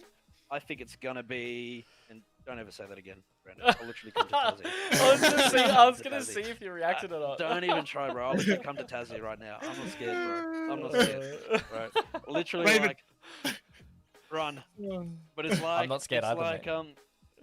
Oh, here we go. He goes to the gym, Manic. That's why, bro. He always tells us, sorry, guys, got to go to the gym. We got to wake up at 4 a.m. to hit the gym again. Yeah, have you seen him at LAN? Oh, he's I have seen him at LAN, actually. I have. Yeah, we have met IRL, actually. Yeah, we did. Yeah. Yeah. But essentially, I don't think it's going to be a smashing either way. I think it's going to be a close game. Yep. I genuinely think that a lot. And I think that, as we have always been mentioning, of every single team, the first person to come out firing. And in my head, I pray to God that Ducky's prediction, all the casters' prediction of Mims popping off this season and carrying us, this will be the case. If it does happen, man, I'll buy him a wig or something to help him with his hair loss. Like, I'll do whatever it takes, you know? And if it doesn't? And if it doesn't, well, I don't have any hair for him to shave, bro. I'm just gonna, I don't know what to tell you, dude. Like, he's stuck in Melbourne. That's good enough punishment as is. Damn, Mims, you are getting roasted right now. He's got no chance to reply either. Look, no, that's the best part. I know, because I could tell he'd be talking my mouth right in my ear right now, just absolutely giving it back to me. No way, not today, mate. What a good bloke, what a good bloke. But I think that's, you know, like, I do enjoy talking about storylines a lot, and coming into this season, I really didn't know what to expect, in all honesty. I had my predictions as to how the season was going to go, but if you had shown me, like, the matches that were going to be played out, I would have told you you're barking mad. I would have told you there's no way that it would have been this close. But the fact of the matter is, coming into the very last game of the season as a commentator, it does not get any better than this. A do or die match for the both of you. Like, this is just everything on the line, and I think it's one of those things where it couldn't get better for us. For sure, and for the viewers at home. It's super spicy, and again, it just goes back to even last season. Even Masters was still super close. You know, had we had won one more map, we would have made it to the top 4, the playoffs. Now it's on the other hand. You know. No, now we need to win this map to make it into playoffs again, or else we get into relegations. There's even more of a not even a punishment, but there's even more of a result based upon the outcome of this game. And even, actually, the outcome of the night's game. That's even the first and foremost thing, you know? I'll let you know how I feel after the night's game, before our game, and then we'll go from there. Love it. Look, I think there's nothing more exciting for most people, casters, viewers, whoever you are. There's nothing more exciting than watching two teams that have so much on the line, or like the same thing on the line, right? This is almost like when teams compete for like the grand final. It's like, even though this is just to get out of relegations, it's the same vibe. Like, both teams are evenly competing to stay alive in playoffs, but also to not have to play that relegation little 100%. tournament. So it's incredibly exciting because both teams are really hungry. Everyone's going to be playing their hearts out, and I love those games. I'm sure it's going to be a very tough emotional match, and I also think it's going to be really close. I'm actually hoping this goes. I'm probably not going to get myself interviewed that night. I'm not going to lie to you. I can either go two ways. I'll probably put, I could probably in celebration punch a hole through my monitor, but at the same time too, if I lose, you'll never see me again. I'll just disappear. Oh jeez, mate, that's rough. Look, I saw someone ask about relegations as well, so I guess just to quickly clarify that, the bottom 2 from this season will go into a relegation tournament against the top 2 teams from an open qualifier, and that will be sometime next month. That's all the info that's out at the moment, but the winner of that relegation tournament, the top 2 from the relegation tournament, will go back into Oceanic Nationals for next year. That's the important part. So that's why relegations is so risky, right? Is like, you have the chance. If you don't make it out of the relegation tournament in that top 2 position, you miss out on Oceanic Nationals 2021. So it's and then you have to go back again. Yep. Go again. That's it. Yeah. Pretty intense. That is it. So look, let's jump over to the predictions tab here, and we'll see where Snowball predictions standing at the moment, and of course, somehow Zenox has ended up clear on top here on 15. Who is Zenox? I've never seen him before in my life. Like, what is he doing up there? Like, what? Yeah. I think it's a Valorant caster or something. Yeah, like something like that. Some game which is just, I don't know, just some small game out there, I think. Oh jeez. Look, I think you gotta give Zenox credit. He's quite an analytical he's been dude. On the ball. He has been on the Yeah. ball. I think he's very good. I'll put this out there. This is me saying something nice about Zenox in this show. I can't believe it. But I'll put it out there in that Zenox is very good at not letting the emotion of certain things get into it too much. Like, I'm the kind of person that really... I do a lot of things based on feel. And, like, a lot of my predictions I do based on feel. Like, gut instincts, that kind of thing. Yeah. Whereas I feel like Zenox is really just not built that way. I feel like he just looks at the numbers, and that's it. Yeah. I agree. And look, he'd be a good analyst. He'd be a good analyst. That's what he'd be good at. He wouldn't be a good coach. He'd be a good analyst. Yeah, imagine him as a coach. He'd be so brutal. I'd rather not. I'd rather not. Oh, no. Stick to casting, buddy. Jeez. But, like, in all honesty, when you do look at that and you see that Ducky's on 12 points, Zenox is on 15, and we're all in between, like, it just goes to show what has really happened. Like, you know, we're coming into, I just want to make sure, Playday 7. You know, that's what's that, 28 matches or something ungodly like that. And only, like, realistically, at the end of the day, we're going to just have corrected over 50% of them. Yeah. That's crazy, man. Yeah. Like, I agree. I agree. I think that, like, again, like, I even, like, my games, you know, the ones that I thought we would win, you know, we didn't win. And then the other games that we were watching, which I thought would be one way, like the Okami versus Ferox game, on the other hand. And then it goes the other way, you know, like the closeness between Rhythm and Elevate, Rhythm and Wildcard, like it's unprecedented. It's crazy. It's crazy. Yeah. This season's been insane. It's been awesome. I think it's also a testament to the teams, you know, like I firmly believe that. I think it's been a huge testament as to what the teams have been able to put together over the past year.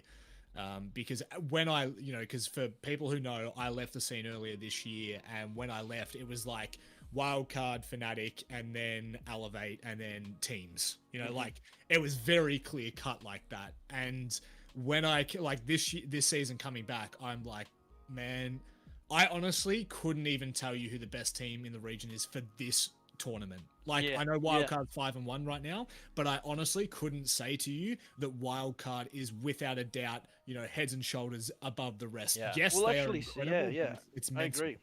I think we'll actually see it in the playoffs, if anything else. That will be, that to me, like, as I think I said in a couple of interviews back, doesn't even matter if my team makes 6. We can still come first. Do you know what I mean? It's again, it's, you know, there is obviously a best team on paper, but then take it on the day. Who's the best team on the day? Yeah, that's always it's going to come down to. And again, like, you said it yourself, 5-1. That's what Wildcard's at. But let a noble game slip up. Let you know, like even us from last season on Clubhouse slip up. Like that's going to cost them, and that's just what's going to come out. Think about Pittsburgh in the Nationals playoff. How well they went. They went insane. You know, coming fourth, I think, and then, you know, they took it to every single team. It was unreal. 100%. And look, I think that's a great point too. That it's just while Dev. Oh my god, there's so many people talking about Dev in chat. I saw it off to the side, and I just said Dev. Don't think about him. Don't let him get in your head like this. This is what he does to people. He gets in there. He doesn't let you out. He does. Yeah. What was I going to say? Wildcard. Yes. Look, they are. While they're on top, they aren't the clear top team right now. I totally agree with that sentiment. It does feel like, at some point, like at any point, like a team could just pull out a victory against them. And like, that's not to say they're weak, and that's not to say the other teams are stronger. I just think it's a very even vibe right now, which I really like. It felt like that in Six Masters to an extent for a while, but there was always like an outlier like Kanga Esports. They weren't really in it for a majority of that season. But right now it is just very even. So and I agree. I feel like it's tough to call who the best team is. And obviously that's what playoffs is for. It'll show us who the best team really is at the end of the day. Because we will be going into best of 3s. And then, of course, a best of 5 grand final. Yes. And that's the way it should be. Yeah, it's a whole other ballgame in the playoffs. And it's super exciting. Now, I'm going to quickly just flash up the schedule one more time. Let's get down and dirty with predictions right now. Let's talk about some clear, I don't know, you're going to call them clear winners, but let's make it clear who we think is going to win these games. It's going to be tough because, like we already said when we previewed this, some of these matches are going to be close. So I don't know, Rob, you want to start off? Who are you thinking? Let's just go through all four. Tell us who you think. Oh, look, my heart tells me... Well, no, sorry. My head tells me wildcard. Like, 100%, hands down, tells me wildcard. But my heart and my storyline goes the favor of Akami. So, like, if we're asking just for, like, predictions and it doesn't have any result to the predictions, I'm actually going to go with Akami with the way that they've kind of bounced back this second half of the season. I think that they've got a really good shot here at taking off not only the map off wildcard, but also taking first spot. So I'm going to back Akami to win that one. I'm going to go straight into it and say Knights. Obviously, Rhythm, they can definitely make it close. They have a really good opportunity here, but I do think that it will be a Knights game at the end of the day. The Elevate Noble game, man, I don't know. Noble are on somewhat of a downward trend. Elevate are on somewhat of a rocky kind of season. It is really hard to call that one. I'm probably going to have to go with... I think I'm going to have to go with Elevate on this. I don't know. Just a gut feeling in that matchup. And this last one, man. Boy. LFO win their game on Friday. Ferox take it 8-7 and lose in overtime to Wildcard. It is such a tough one to call, man. I mean, if Enigma's not here with like a knife to my back, I'm saying Ferox, but he's here, so LFO.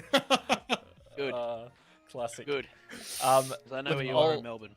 I'll run the gauntlet before we get Enigma's insight. I'm gonna keep it short and snappy. Yeah. I'm thinking wildcard just because I just have a feeling they've got some good form right now. Yeah, they look a little bit shaky against Ferox. I think a lot of that came down to Ferox playing with their backs against the wall because that would have secured them playoffs. I feel like it's a bit different now. Wildcard are going to want to get some form and they want to get that top seed. So I'm thinking wildcard. I'm thinking Knights just because I think it's equally important for them to get this victory to stay in top 2. And at the end of the day, I just think they're just generally stronger than Rhythm. I still think it's going to be close. Elevate over Noble just because both of these teams have displayed pretty shaky performances. I feel like when they're both really in form, I feel like Elevate would do a better job of countering Noble than Noble would have Elevate, personally. Yeah, so I don't know. That's what I'm thinking. Again, probably close. And then last game, again, this is such a tough game to predict because, like, Enigma here or not, I would be in two minds. Like, it is just such a 50-50 game. Because of the way LFO played last week. I'm just going to say it. My head tells me that Ferox is probably going to win. But my heart wants LFO to win just because I don't want to see Enigma in a sad interview, I tell you what. I won't be here for the interview. I told you that. And now we have Enigma. I just don't appear, bro. I'm telling you that right now. We'll make sure we get a camera crew to your house, mate. We know where you are. Yeah. All right. You wanna tell us what you think for these 4 games, Enigma? Feel free to not talk about the last one. Up to you. Oh no, I will definitely talk about the last one. That's the one he's going to be batting on. Yeah. So the first game, I am in the same mindset as Manic right now.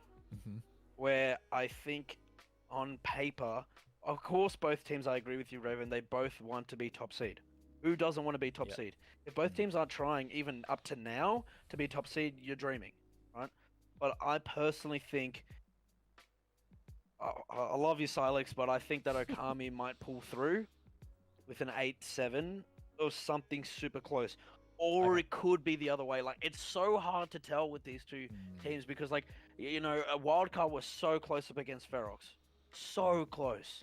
Okami's so close, you know, beating Noble. Like, it's crazy. So, I think that it'll be super close, but I think it's going to be Okami for that one. I think for the next one, man, they better fucking, excuse the language, but they better win. Like, they better win. But like just based upon Knights, and if they have the right map bans, I think they'll take that one. Yeah. I think so too. Just based upon, I think they would have seen what errors the other teams have made and learnt from that lesson, and consequently, here we are. Okay? The Noble versus Elevate game, I'm in agreement with the two of you. I think Elevate will probably win that. I think that in the track of current in-game form based upon the last week, I mean, Noble didn't win, right? Well, they did, sorry, but no, they didn't win. No, they didn't win. So, and Elevate only losing once, I think Elevate will bounce back quite well. And I think that it'll be, it's not going to be a smashing, it'll be like a 7-5, maybe, even an 8-6. Yeah. It'll be something like that. And I mean, for the last one, well, I'm always going to back my fellas, as I am always going to say.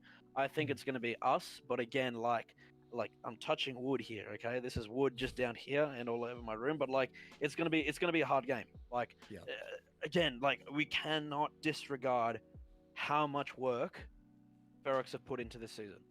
There's no way. If we don't respect that, we have lost. I will guarantee you that straight now, okay? But I know for a fact that the boys are going to be coming in tomorrow with cool heads. We've done the work that we can do. Now we leave it to tomorrow, and everything we can go from there, Yeah.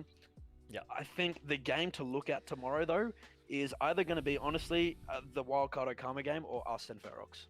Yeah. That's the way I see it. I mean, they're all good games, because they all have, they have, an individual impact on well, not individual, they have impacts on every single other team. Yeah. But I think that the Wildcard game, because that'll decide who's first seed, and who's even third or fourth seed. And then the last game, because it'll decide, depending on obviously the second game, who will be in relegations and who will not. Yeah. Spicy What a way evening, to I'll tell you start what. and end it. Oh, Yeah. I'm so stressed. excited. I'm sweating already, man. Like, yeah.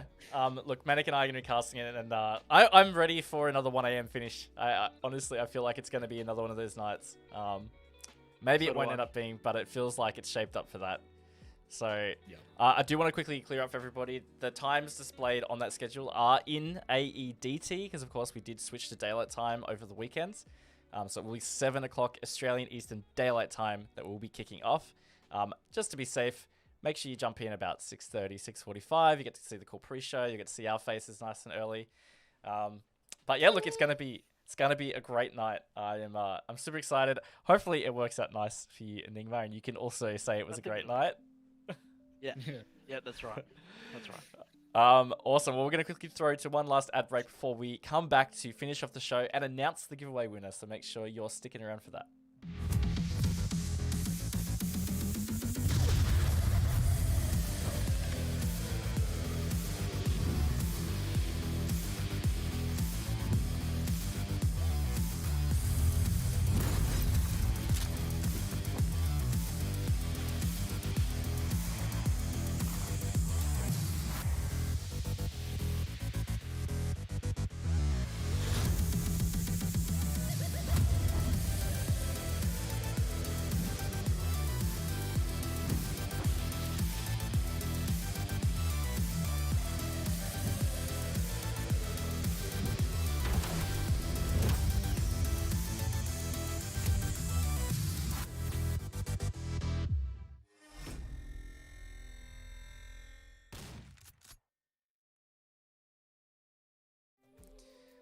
All right. Well, that has been the show. Of course, you did just see the ad break for the R6 share skins. So if you haven't checked those out in-game already, some very cool skin bundles that you can get for various T1 teams such as Fnatic, Vitality, Rogue. Keep an eye out for that Rogue one because as you might have seen, there's a teaser for the new Tachanka rework coming up. I can't remember the exact date for that teaser, but Tachanka might be worth investing in, I'll tell you what. I agree. As promised, I will do the giveaway winner right now. So I'm just going to hit roll. It's going to come up in chat. Winner is Doggy Paddocks. So Yeah, Did you say Enigma? Doggy Paddocks. Yeah, let's Definitely- go, boys. definitely Hell did not yeah. say Enigma. But yes, Did great you job, even Doggy enter Paddocks. No. I will hit you up in Whisper or something, Doggy Paddocks. We'll figure out a way to get you your biz. But look, that's the show. Thanks so much for coming on, Enigma. Really appreciated having you on. Getting your insight for a lot of stuff has been really cool. I would love to hear if people want to keep up with you on Twitter or your team, any of that jazz. Where is the best place to go? We don't have a team Twitter because we're currently LFO, I suppose. But I mean, following each individual players being, you know, Mims, Angmo, Sogs, Hills, Nasty, Nate, you know, or even me, you can find us on Twitter, of course. I mean, it'd be nice to get an org, but I think currently right now we're not really too pushing that. We're kind of more worried about, you know, just making sure that we make it into the playoffs and then proving our worth then, of course, and then just bouncing back from, in my opinion, which hasn't been a very good season. I mean, I thank everybody, of course, who's been following us and supporting us from day dot. And just put into chat, I don't know, Mims get an ace or something or other, and hopefully we'll make play at the game tomorrow. I love it. Beautiful. Anything else you want to add, Manic, before we end this thing? No, look, I think that it's been a good night. We've talked a lot about Siege. I think, Enigma, you've given us some excellent insight and some thoughts on what we've been talking about, and I appreciate the taking the time to come on and chat about it. But, man, all I got to say is let's get into it tomorrow night. Let's get that let's get that show on the road, baby. Okay, okay. That is a vibe. See you guys tomorrow. Yep. So make sure, you guys, Rainbow Six ANZ on socials, so you know exactly when all these matches are going to happen. Twitch.tv/Rainbow6 is where the matches will be happening. We hope to see you guys there. Thanks for tuning in tonight, and we'll see you next week on The Reload.